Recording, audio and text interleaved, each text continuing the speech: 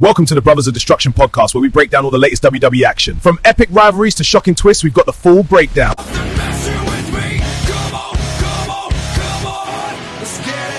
Yes, people, what's good? Welcome to another edition of the Brothers of Destruction podcast.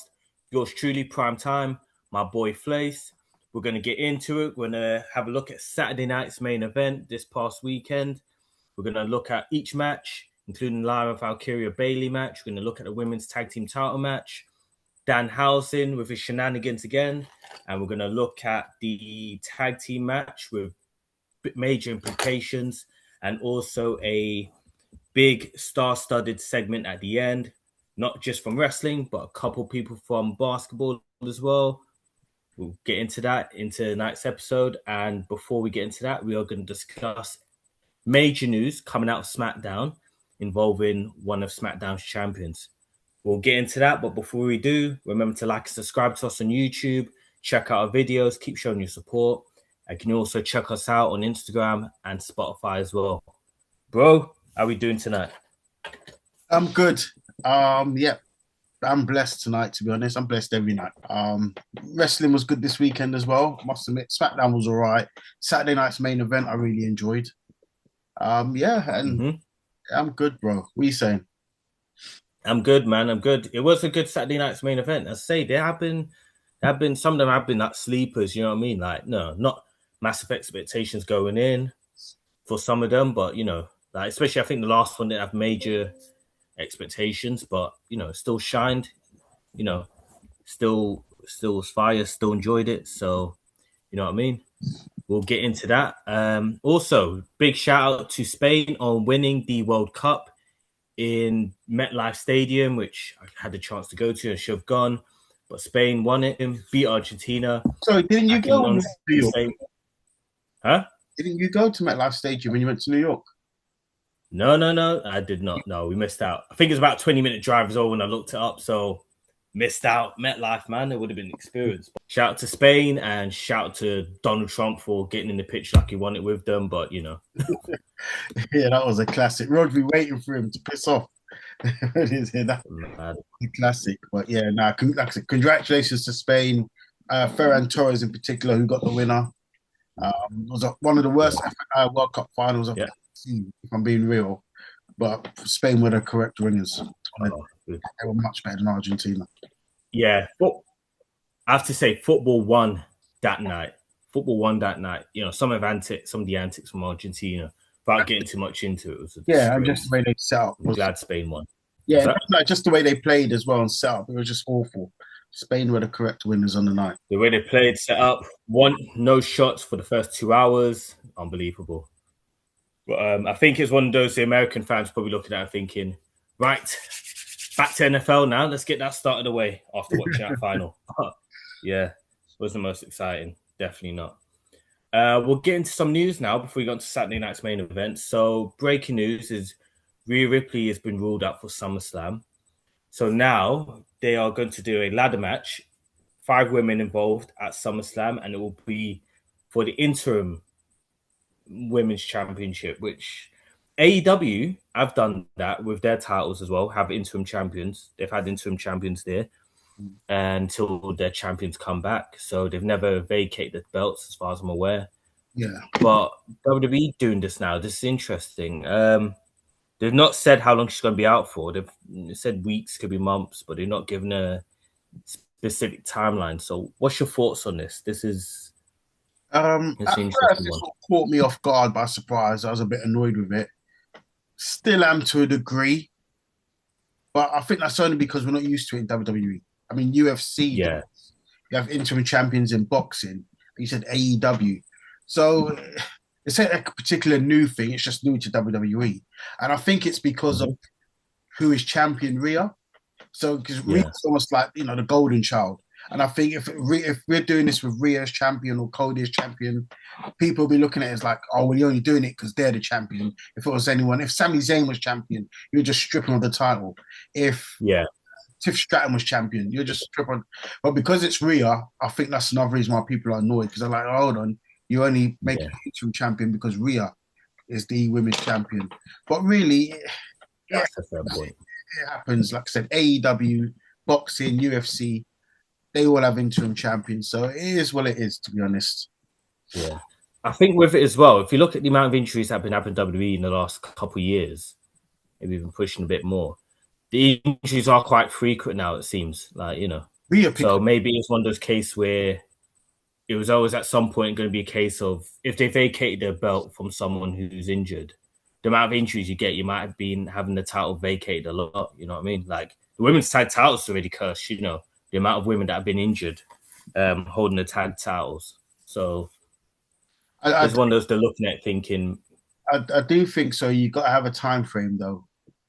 I don't think it's an interim champion until further notice. I think you got to give the champion, I don't know, 2 months maybe. If it's 6 months, they're out for. You know what I mean? 6 months is a bit like 6 months. Yeah, no way. For me, it'd be maximum top 3 months. If after 3 months you can't compete, then I think they should be stripped. Maybe, yeah, and I think that's a fair point. You assess it then. If they're not ready by then, that interim champion then is, permanent champion. Well, you say again, assess it after 3 months, and if they're a couple of weeks away, then fine. But if after 3 months, there's still no time frame, then it's sort of you're taking the mick. Unfortunately, we're gonna have to strip you. But that's the thing, isn't it? Because it's not fair to have women on the roster really as well. It's a shame if someone's injured and they have to vacate the title. Yeah, but obviously, if women's division or men's division, because this could happen. This could happen in the men's division as well. Look how many injuries Seth's had when he's become champion. It could happen with Seth. Again, same thing. Maybe give him 3 months, assess it after 3 months. If after 3 months there's still no time frame, you got to strip whoever's champion in the men's division as well as the women's division. Yeah, that's true. Yeah, if they're out for that long. Hopefully she's not out too long as well. It does create an interesting dynamic for when she does come back and whoever's holding the interim title there. And then obviously 95% sure they're going to have a unification match or who's the defining undisputed champion. So it does create that interesting dynamic there. So far for the women's ladder match, you've got Jade Cargill in there who beat Nia Jax. Because of Charlotte Flair interfering and taking out Jade Cargill, now Charlotte and Nia Jax will have a match with each other to see who qualifies for it. And you've also got Tiffany Stratton in there who beat JC Jane on SmackDown this past week to qualify for the ladder match. But the two companions, Lainey Reed and Fallon Henley, did have an opportunity at Saturday night's main event. And spoiler alert, if you haven't seen it yet, they took advantage because of JC Jane and their new women's tag team champions now. Yeah, I think we made the predictions. I think we both predicted them to win, didn't we? We both went with them. Yeah, we both went with them. It was the right decision. It was the right call. I was quite surprised Paige was the one that got pinned, but it didn't really matter, to be honest. Listen, I thought it was the right decision to pull the trigger on them. I thought it was an open match. I'm glad Lainey Reed got the pin because I'm sure that's the first title of her career, if I'm not mistaken. I think so, yeah. Fallon Henley's won titles in NXT, so yeah. Lainey Reed still newer to it out the three. Exactly. So I'm really pleased for Lainey Reed to get the pin. And I think they'll have a good run. Honestly, I think for them it'll come down to booking. I think they've got enough about them in terms of charisma, how they manipulate the crowd. I think they're quite over as well. I think it's just down to booking. I think they've already made a bit of an impact, and if booked correctly, I think the world's their oyster. Could be, yeah. Depends how many tag teams in the women's division you got now. Bayley and Lyra obviously split up. We'll get into their match later on. Brie, Bella, and Paige, I don't know how long they'll be tagging for realistically. Still got Charlotte and Alexa Bliss. Again, it's one of those. Them two can easily split off into the singles division at some point in time. So then there's not many tag teams for them to face. That's the only sort of issue with it, I'd say. It's funny. A couple months ago, the tag division in the women's division was looking quite hot. Now, all of a sudden, there's a few question marks here and there. But, hopefully there'll be a competition there for Fallon Henley and Lainey Reed. Yeah. You got Nia Jax and Lash Legend in there as well. They have a tag team for them. Other than that, can't think of too many others right now. Fair point. I think there's just a lot of question marks. sort of moving forward. There's just a lot of question marks. But like I said, hopefully there's a competition there because I actually think Laney Reid and Fallon Henley could shine with the right competition. Yeah, they could do. So we won't put down on it, saying who could they face. But, you know, they had a good moment. They had a great moment in Madison Square Gardens, world's most famous arena. They had a great moment there, kicking off the show, winning their tag titles in that arena there. Brilliant for them. So, yeah, we'll let them enjoy their moment and then we'll see how this run goes. In terms of ratings, we're going to give ratings for these matches as well, guys. Each match. So for this one, I'll give it a 7. Yeah, I think that's fair. 7. 7. Yeah, that's fair. Partly for the moment as well. The only thing is, I think the pin might have been slightly botched because there's no way Jessica Carr couldn't have seen the interference there from JC Jane. I think that was set up. It was a thing where they're setting up like she was literally looking down at the shoulders and she just missed the thing there. Yeah. I think they did set up that way. So maybe. I thought maybe she was slightly out of position there. Or maybe she should have been. But yeah, maybe they did set it up like that. But yeah, I'm going to go with 7 still. So 7. So decent opener. Next match now was quite entertaining to watch. Danhausen against JD McDonagh. So as expected, there was shenanigans there. Dominic Mysterio got involved. We had the mini Housens there as well. And no shock. Who did we say would win? Did we both go? Pretty sure I had Danhausen. I think I might have had JD McDonagh, didn't I? Yes, you did. I'll be real. I'll say it from now. I think I went 4 from 4. I think I got all of them right. You might have. Oh, we'll get into that. I'm trying to think if you did, but yeah, I think. Well, didn't know. Actually, we'll get into it. Actually, no. The main event, I might have gone with Gunther and Zayn. Did you go with them and did? We'll have to look back. Yeah, we'll have to look back. Guys, we'll have to look back at it. And obviously, just another plug for our show as well. If you want to check on our last episode and see who we went with. And yeah, see who we went with. And you can remind us who we predicted. So we're busy people. Sometimes we forget. But yeah. So this match, I do remember going with JD McDonagh. And I was wrong. I thought we would have used it as a way to carry on. Used as a way to carry on the feud, but I think it might still carry on anyways. Danhausen won with the help of the guy that came out as Machine, Karl-Anthony Towns. Yeah. Wasn't expecting that, obviously. Was expecting the mini Housens at some point. But yeah, from when we went to the Claw Machine, it's like, didn't know who to expect. It was an okay match. It was a typical Danhausen match. If we're being a bit of comedy in there, quite a bit of comedy. Yeah. I don't know. It's a weird one how to score it. The comedy factor, I suppose, gives it an extra point. But then, I don't know. What are you thinking? I can go anywhere from a 6.5 to a 7.5 of this one. Yeah, it's a bit of a tricky one, isn't it? Yeah. I'll just land on a 7 just because. Yeah, I'm somewhere between 6.5, 7.5. So I'll land on a 7 for this one. Land on a 7, yeah? Yeah. I'm gonna go 7.25, just to be awkward. I'll go in the middle. Okay. So gonna go 7.25. It's a decent enough match. I think it will carry on till SummerSlam as well. Tag team match. I don't know if Karl-Anthony Towns will be his partner at SummerSlam. They could do it as a way to get celebrities involved and, just add that star power there to SummerSlam. Yeah, I can see that. That's a good shout. Who knows? But yeah, going to the next match now. And this actually got quite intense as well. And not just with the rivalry there, but what happened during the match. You had Bayley against Lyra. And I don't know if you noticed it. You probably would have. Lyra got busted open. Got hit on the nose early in the match. There's quite a bit of blood in there as well. Obviously, you get hit in the nose. But I think that kind of added to the match. It kind of added to the intensity of the match. Yeah. Not just the match, but her character as well. Which the direction they're going in with it. It was, It was almost in a different way reminiscent of when Becky got her nose bust, and also it created the persona of the man.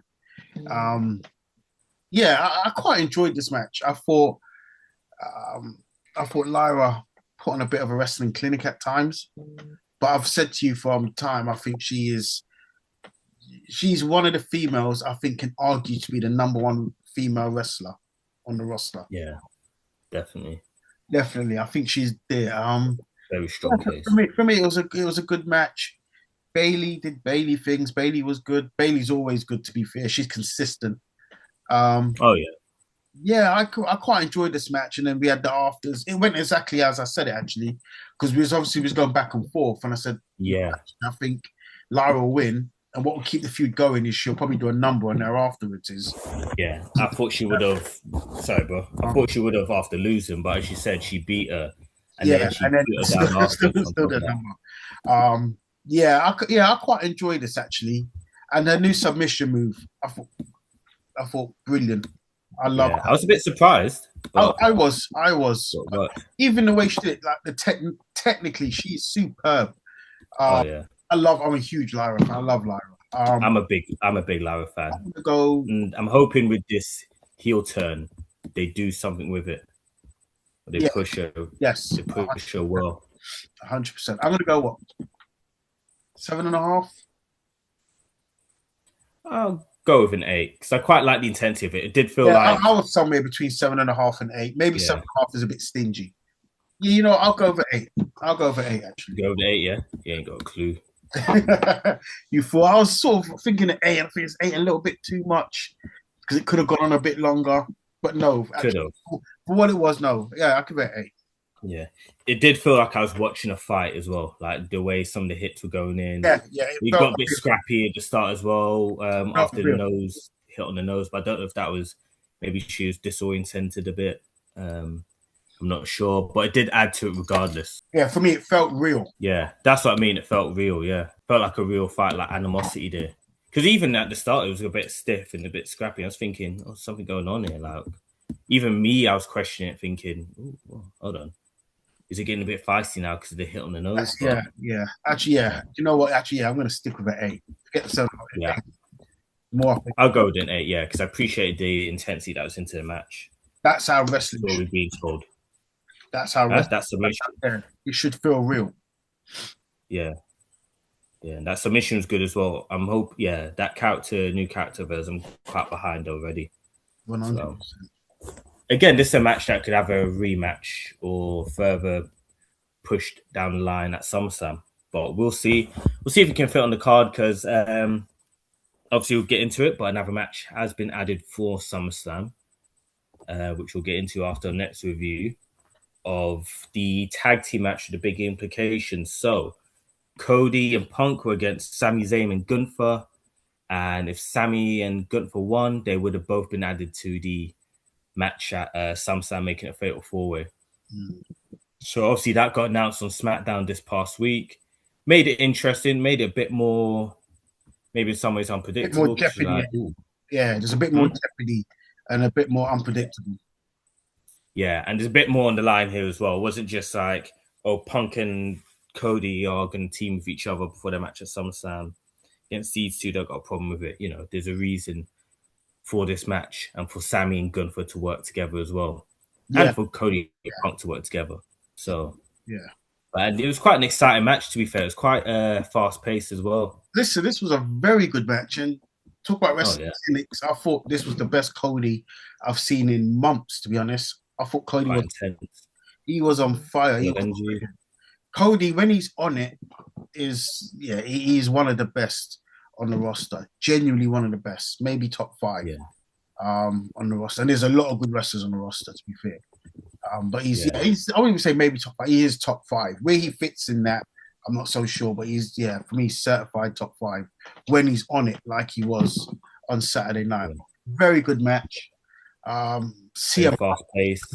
Fast-paced. CM Punk defies his age. He's 47, 48, but wrestles more like 50. But he wrestles like he's sort of mid-late 30s, to be honest. He might be in his pomp, to be honest. I think he might be as good, if not better, than the early 2010s. Not as athletic, but yeah, as in terms of his storytelling, his IQ. Yeah. He's just, you know what I mean? Because it's thing is, you get older, obviously you slow down, but I think it makes you better in the sense where you have to work around. Yeah, you got the limitations more now. Yeah, you have to think about it more rather than being able to rely on the athleticism and being able to move around, do this, do that. You have to sort of, you know. Gunther again. Gunther was Gunther, to be honest. Superb. Sami Zayn was very good. It was a wicked match. I enjoyed it.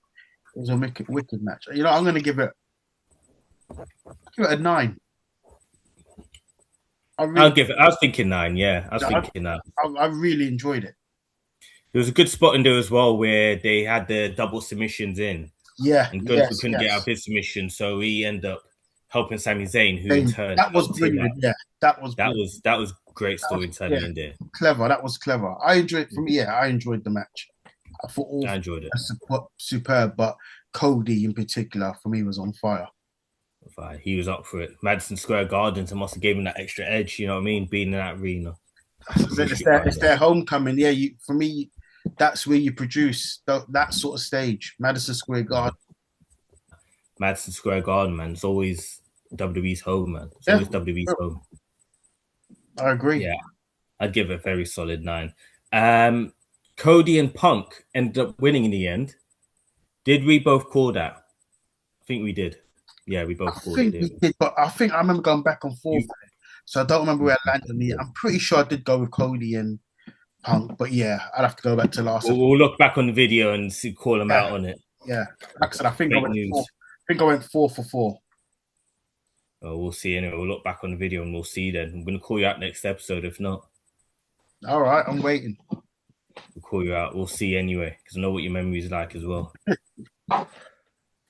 And as expected, no shock anyways, Nick Aldis, the GM from SmackDown, interfered and cost Gunther the match. Not just Gunther, but Sami Zayn, which might play into a storyline a bit as well. Sami Zayn's obviously got his grievance as well with the general manager.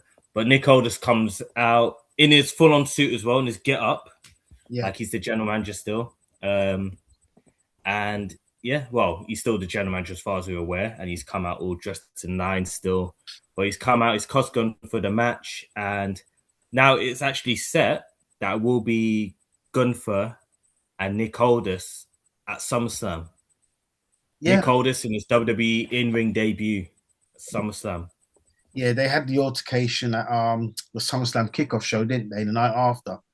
It was Sunday night, and obviously that's when Triple H made it official. I'm glad again. I think it got made official tonight. I think. No, I think Saturday night's main event. It got made official, didn't it? After no, the SummerSlam kickoff show. Sure. Oh, SummerSlam kickoff got made official. Yeah, it was, wasn't it? Yeah, that's my mistake. So I think we said the same thing. I think. Do you know what? I think I did go with Cody and Punk because I think you brought up about Nick Aldis. I said actually. Nick Aldis is going to be a factor. And then I think that's when I went with Cody and Punk. So, yeah, as we said, Nick Aldis was a factor in there. I wasn't sure whether you dragged Gunther. Yeah, you're talking about him being obviously all dressed to the nines and suited and booted. That wasn't Nick Aldis that was there. That was Brutus Magnus. Brutus Magnus, you remember his name, yeah? It was on TNA. That was Brutus Magnus. That wasn't Nick Aldis. And Gunther's going to find out. There's a difference between Nick Aldis and Brutus Magnus. That might have been Oblivion. Just as a little Easter egg there, like a little throwback there, you know, from Gladiators Renewal. Yeah. It's not Oblivion. It's definitely Magnus. It's definitely Magnus from TNA. Listen. The guy that was TNA World Champion, NWA World Champion. He's a former World Champion, guys. Don't get twisted, man. Don't downplay this guy and think, my only thing was he's been out the ring a while, but he's still not a guy to be trifled with. He's still not a guy to be played with. Like, he's a big guy. We know what he's NWA, TNA. He's had a stellar career. He's had a strong. Those results have prestige, and he's held both of them. That's what I'm saying. Yeah, exactly. So Gunther's gonna find out anyway. Yeah. It'll be an intense match. It'll be an intriguing match, and I'm looking forward to it. I'm really looking forward to it. Just to see what Nick Aldis has got left. Just see what's got left in the tank. Yeah, and is it a one-off match? Does he carry on? Who knows? Hoping he comes out to his TNA theme that he had back in TNA with lyrics. Yeah. If you've not heard it, give it a listen. I quite like it. Yeah, go on YouTube, you'll find it. Yeah, go on YouTube. It'll be a sort of unreal feeling hearing that in WWE. Because even if him coming to WWE, they would have given his own music.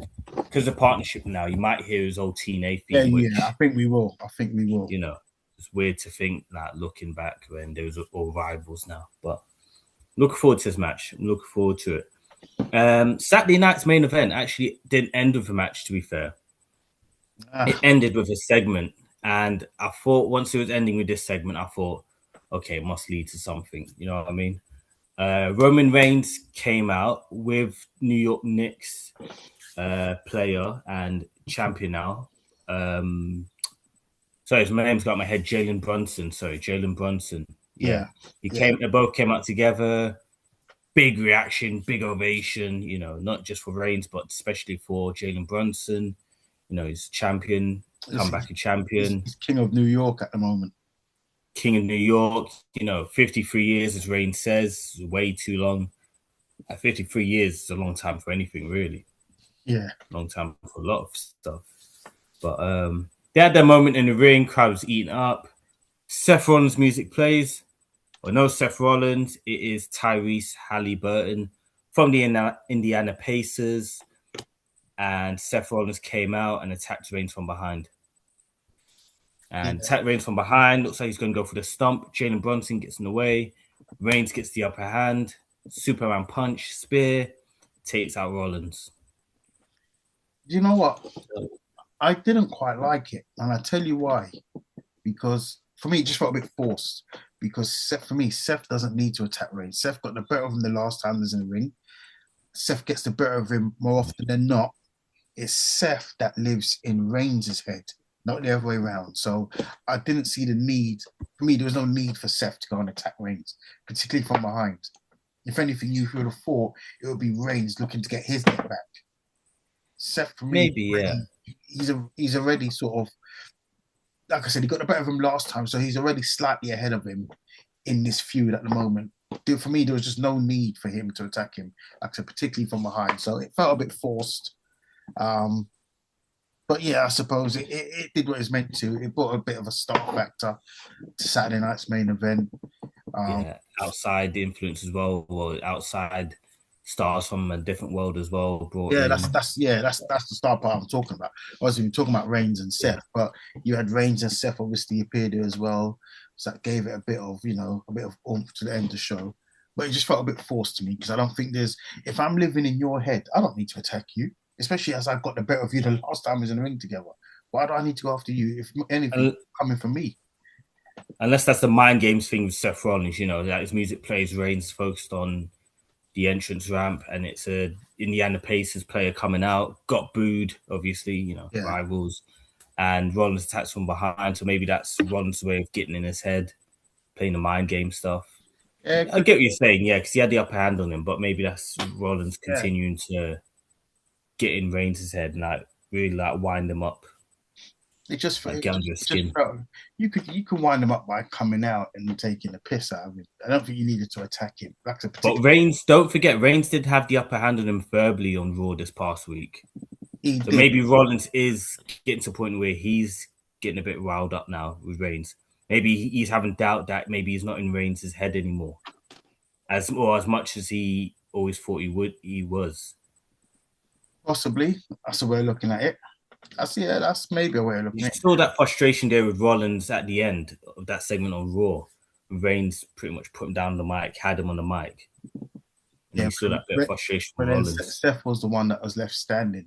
So you would have thought from that, be like, right, I'm back in control of this. That's how I think anyway. But yeah, he had him on a mic, but Mike doesn't win belts.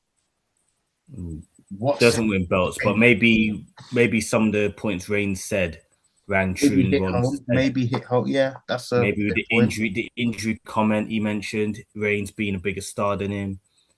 Maybe Rollins says he still wishes he wasn't anything like Reigns and he's him, but maybe it's a part of him that doesn't 100% believe it himself. Maybe he wants to be the top guy.